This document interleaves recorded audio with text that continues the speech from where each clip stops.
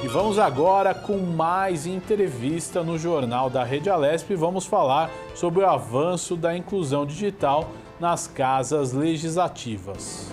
Apesar do avanço da inclusão digital e das tecnologias da comunicação, muitas casas legislativas parecem estar no século passado no quesito transparência.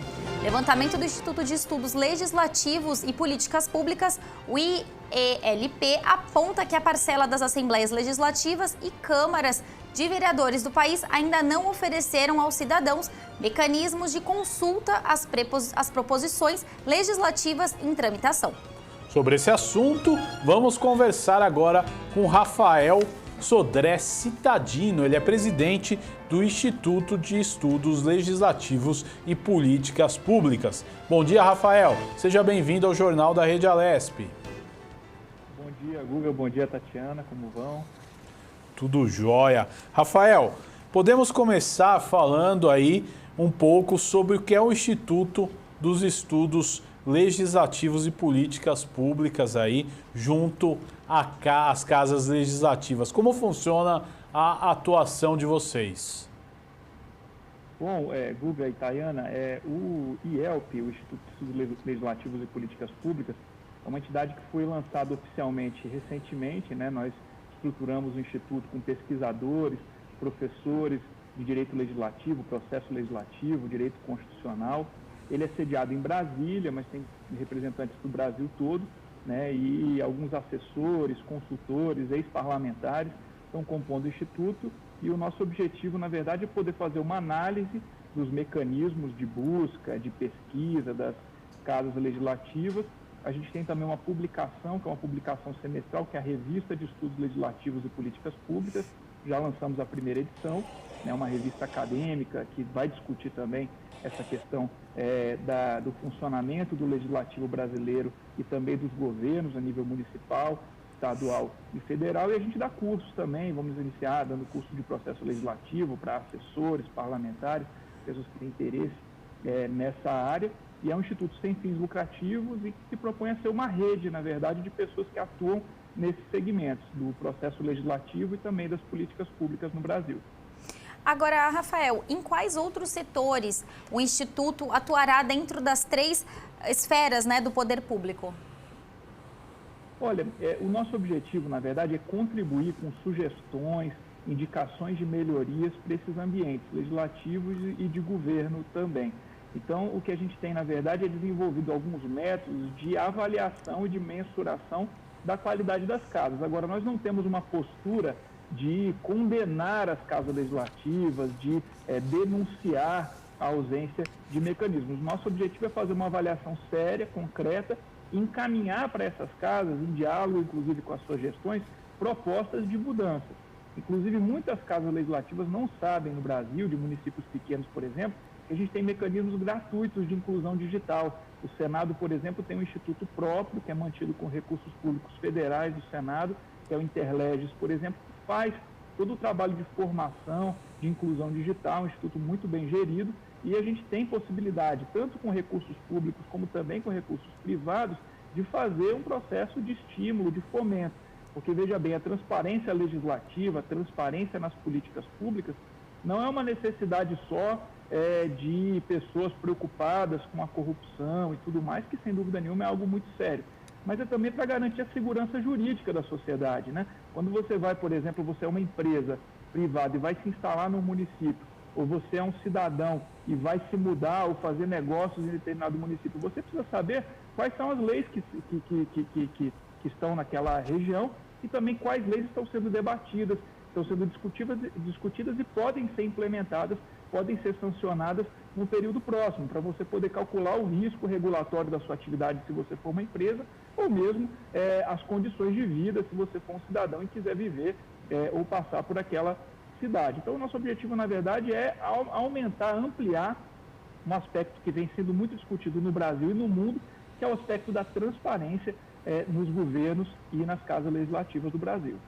Agora, Rafael, como estão, né, as casas legislativas em relação ao avanço aí na inclusão digital e também na comunicação atualmente? Olha, o IELP, ele iniciou fazendo uma avaliação que parte da esfera federal, a gente desceu para os estados, estamos numa fase de avaliação de municípios de médio e de grande porte.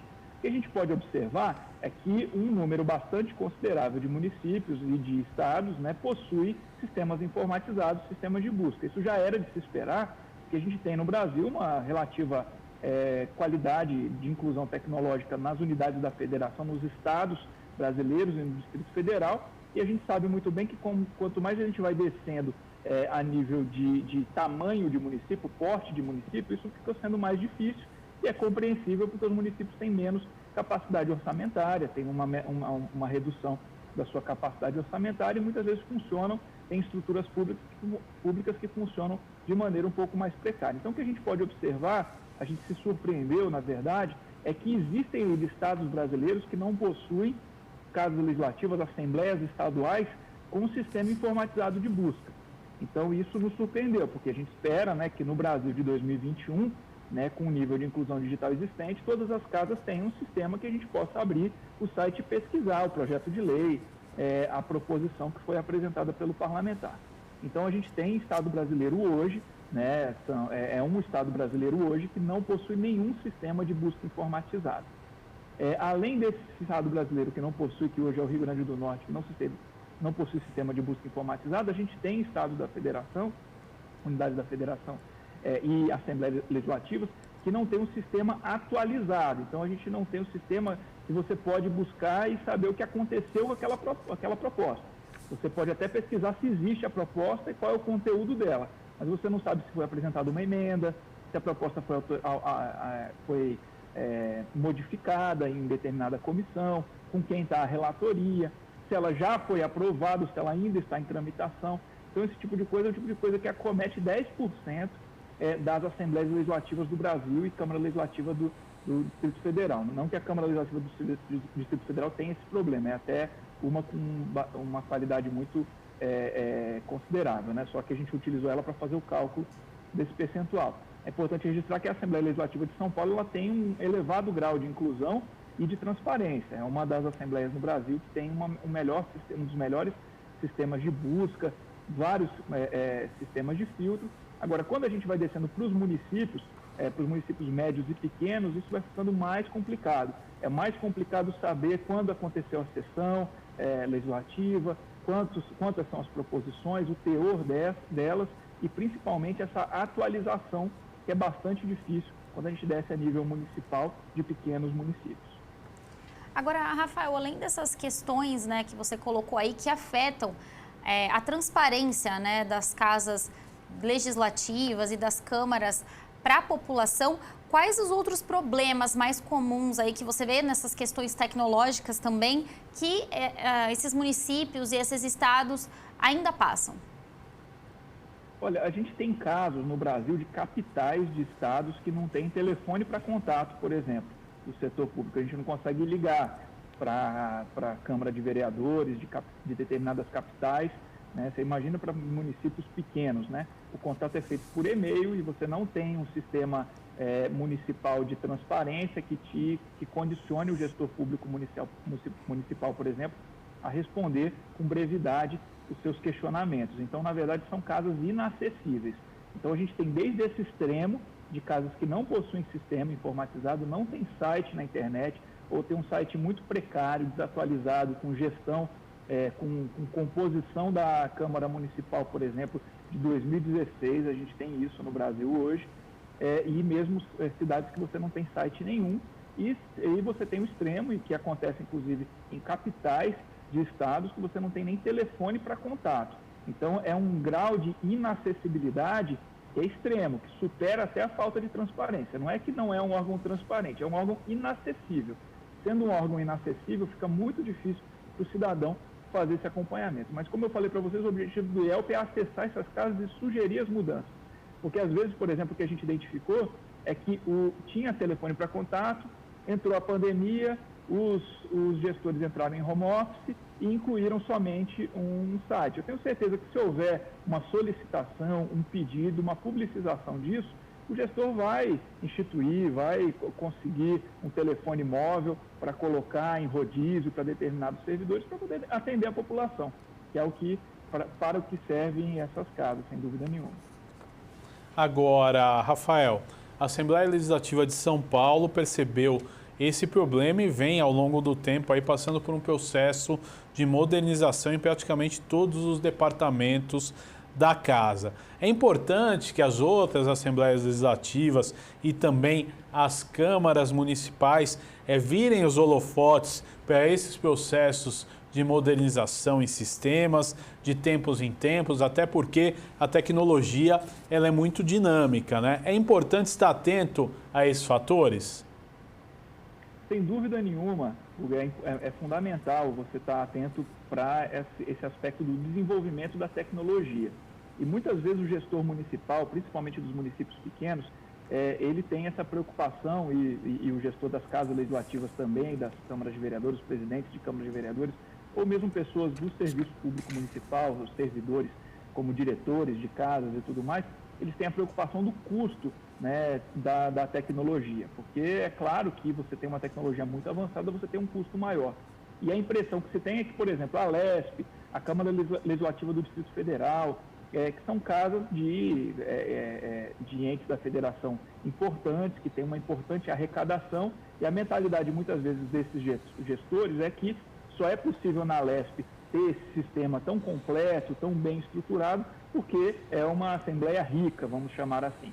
E, na verdade, o que a gente tem hoje no Brasil é um processo muito grande de compartilhamento de custos dessa inclusão tecnológica. Então, como eu falei no início, você tem instituições como Interleges e agora você vai ter também o IELB, que são instituições que vão fomentar essa inclusão digital, conectando entidades, instituições que podem proporcionar para essas casas a custo zero ou a custo muito baixo essas medidas de inclusão. Muitas vezes um sistema muito básico, um sistema que é disponibilizado inclusive na esfera federal, como eu falei no início, o Interleges proporciona, pode ser adaptado para um município de 2.000, 5.000 habitantes e aquela casa ter um sistema informatizado com alto grau de transparência, às vezes até superando os parâmetros de transparência de municípios maiores. E eu acho que isso é uma importante conquista que os gestores municipais, os gestores de casas legislativas têm que buscar em suas gestões. Eu tenho certeza que a partir dessa iniciativa do IELP, isso vai ficar mais evidente e vai ocorrer um maior interesse. É o nosso objetivo que haja maior interesse por esse tipo de entrega para a população. Agora você mencionou, né, a entrega à população. Você acha, na sua opinião, que esses mecanismos eles trazem mais interação da população com as assembleias legislativas, com as câmaras municipais, que a população ela participe mais do mandato dos deputados e vereadores eleitos por ela? Você acha que isso é uma consequência? Eu acho que sim, e eu acho que a qualidade dessa informação, ela diz muito sobre o processo que está se dando naquela determinada casa legislativa, por exemplo, para pegar o exemplo das casas legislativas. Então, se você tem um sistema de busca, que você pode, olha, queria saber se tem algum projeto sobre vacinação no estado de São Paulo, quais são os projetos que estão tramitando. Você vai lá, faz uma pesquisa, procura, né? Você tem instrumentos importantes como a TV das assembleias, né? Isso tudo são mecanismos que aumentam a visibilidade da atividade política. Isso é uma coisa importante, porque quando a gente tem visibilidade, a gente tem também o retorno público da nossa atuação, que é um tipo de remuneração, vamos chamar assim, da atividade política muito importante para o parlamentar, ele ser reconhecido, ele ser prestigiado pela qualidade da sua atividade. E a gente sabe que tem uma visão sobre a política muito deturpada, que político é aquela pessoa que não trabalha, deputado é aquele que não trabalha e tudo mais. É uma coisa completamente desvirtuada, que a grande maioria, a gente sabe muito bem que a grande maioria dos parlamentares no Brasil, eles têm uma atividade política intensa. Agora, eles precisam se esforçar, e as casas precisam se esforçar para trazer visibilidade sobre essa atuação. Desde as reuniões que eles fazem com a sociedade civil organizada, desde as atividades que são desenvolvidas, audiências públicas e tudo mais, são muito bem divulgadas pela TV Alesp, por exemplo, mas em municípios pequenos em que não possuem, por exemplo, as suas TVs de câmaras municipais, eles vão ter um sistema informatizado, um site, para a população poder pesquisar e poder observar. Sem dúvida nenhuma, isso fortalece a atividade política e melhora a qualidade também da atividade política. Tá certo. Rafael Sodré, presidente do Instituto de Estudos Legislativos e Políticas Públicas. Queria agradecer a sua participação aqui no Jornal da Rede Alesp. Muito obrigada e até uma próxima oportunidade. Agradeço, Tayane, Guga e todos os telespectadores. Muito obrigado. Aí o Rafael trazendo detalhes aí sobre modernização no processo legislativo em casas legislativas. E logo